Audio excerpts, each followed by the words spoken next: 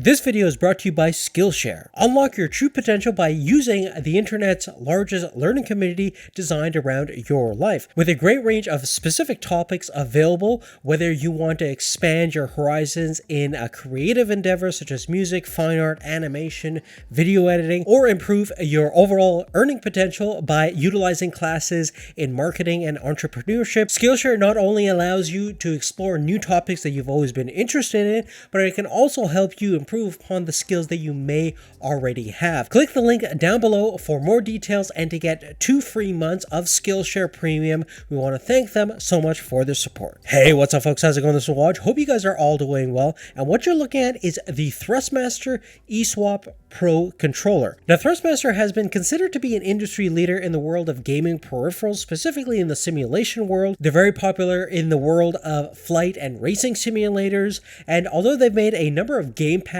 in the past, the eSwap Pro controller is a premium gamepad designed from the ground up, allowing the gamer to fully utilize and customize their controller to their specific preference and gaming style. Now, as the name implies, you could essentially swap out the dual thumbstick configuration to your specific preference, whether you like an asymmetrical Xbox style thumbstick configuration or a parallel DualShock PlayStation configuration. We've seen this done before on the Astro C40 controller, but the cool thing about these modules is that they're magnetically attached. Unlike the Astro C40 controller, which requires an Allen key to make the swap happen, you could simply pull out each of the modules, which are held in by very strong magnets so they won't come out accidentally, and swap out each module very fast, and everything is hot swappable. And the overall design over here is definitely a lot more convenient compared to the Astro C40. Not to mention, it's going to be really easy to add additional modules specific for your gaming style.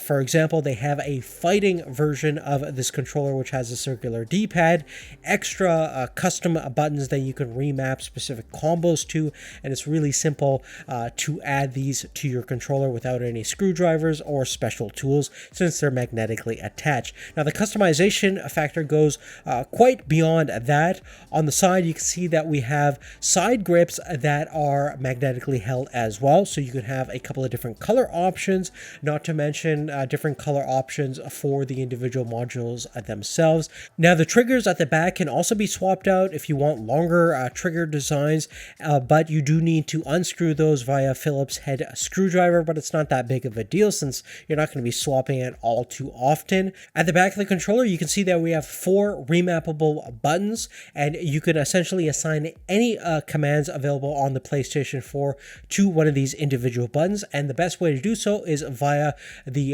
PC software. In the software, you can also adjust the overall sensitivity and feel of the thumbsticks, triggers, and dual vibration motors. You also have 2 profiles where you can save your individual settings to, and if we come back to the controller, you can see that we have a button that controls those individual profiles, followed by a 3.5mm connection for your headset and a microphone mute button. Now, in terms of the ergonomics and overall feel of the controller itself, the shape is definitely nice. It feels nice in the hands, great for any size and shape of gamers out there, and if you're used to the standard kind of PlayStation / Xbox One style controller, you're going to feel pretty much right at home without any major complaints that I can see. The button quality itself is fairly high quality, very clicky and mechanical. They say it's rated for up to 5 million actuations, so durability wise it shouldn't be a problem for the buttons and the thumbsticks themselves based on the initial feel thus far.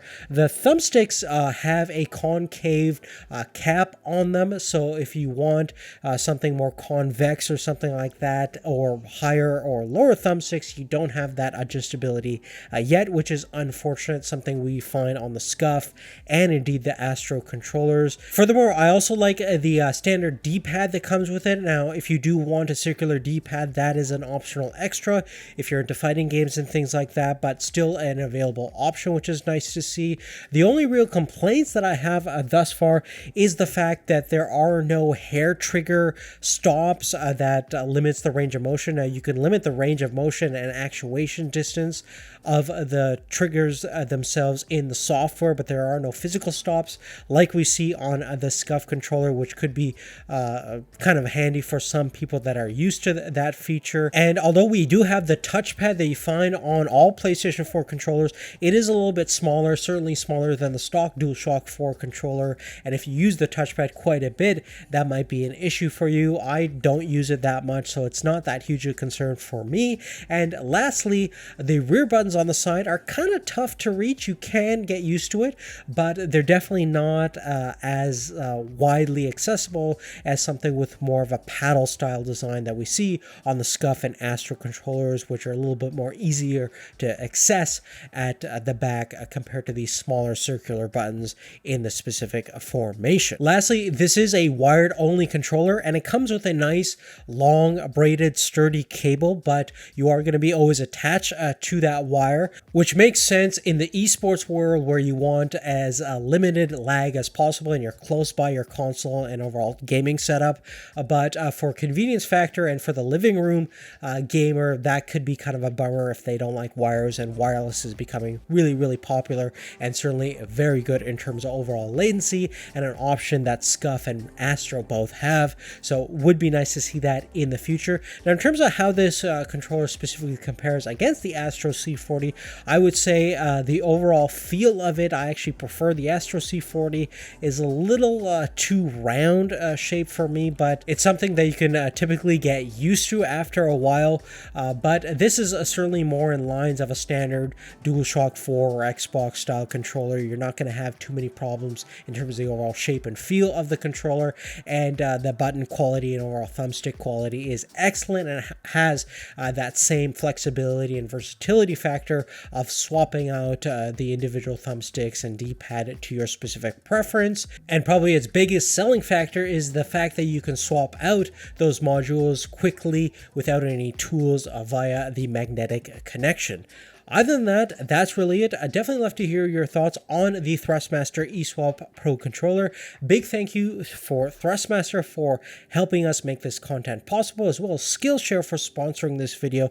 Without them, this video certainly wouldn't be possible. And big thank you to you guys for supporting the channel. Give us a thumbs up if you like this video, and check out the description down below for more details about everything we've talked about. Thanks again for watching. We'll see you later. Take care.